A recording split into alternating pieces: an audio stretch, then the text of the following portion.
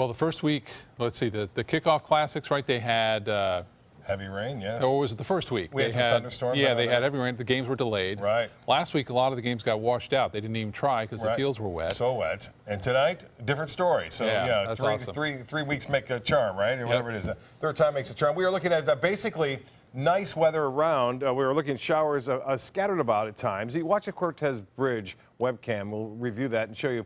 A passing shower comes through, and then just afterward, the sun comes back out. So that's what we're looking at. Basically, a little bit of breeze shower possible in some of the areas, and then you can see the shadows from the trees, the palm trees there near the Cortez Bridge, indicating the sun back out in some areas. And there's a little bit of sun with some rain falling. Rainbow. Cindy Desmond getting this one. A nice photo as we just saw that rainbow about 15, 20 minutes ago.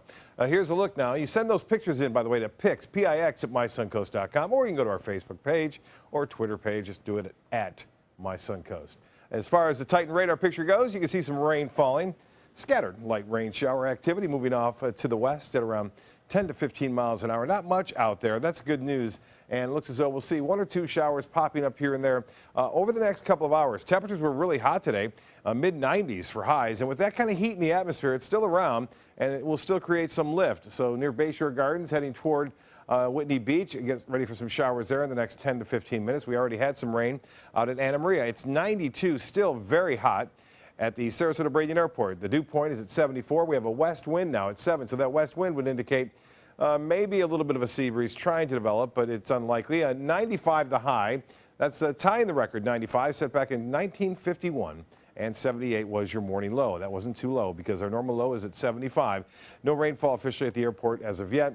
And for temperatures statewide, it's 92 in Tallahassee, the same here.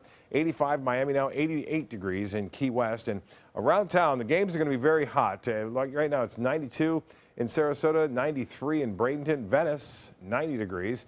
Game time kickoff, more likely to be right around 88 degrees, 92 in Northport.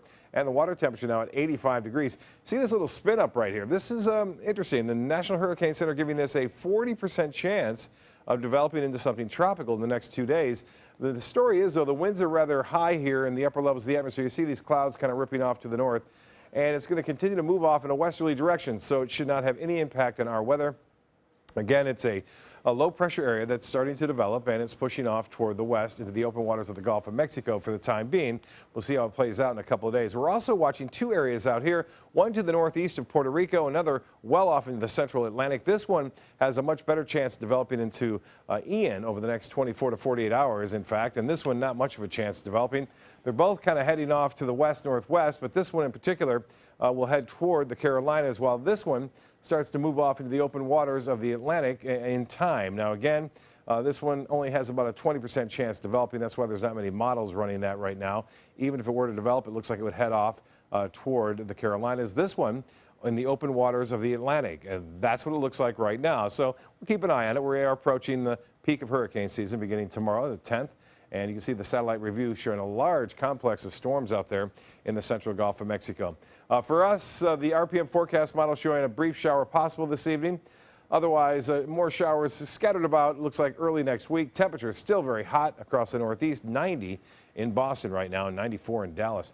For boaters, it looks good out there. A light chop for the light chop for bays and inland waters. The water temperature now warming up to 84 degrees. Sunset will be at 7:41 and the next tide at 8:59. Isolated showers, 75 for a low. Tomorrow, look for another hot day, low 90s and a 40% chance for storms. East winds at 5 to 10. The extended forecast calls for a 60% chance on Monday, and it stays pretty active, I think, throughout all of next week. Scott?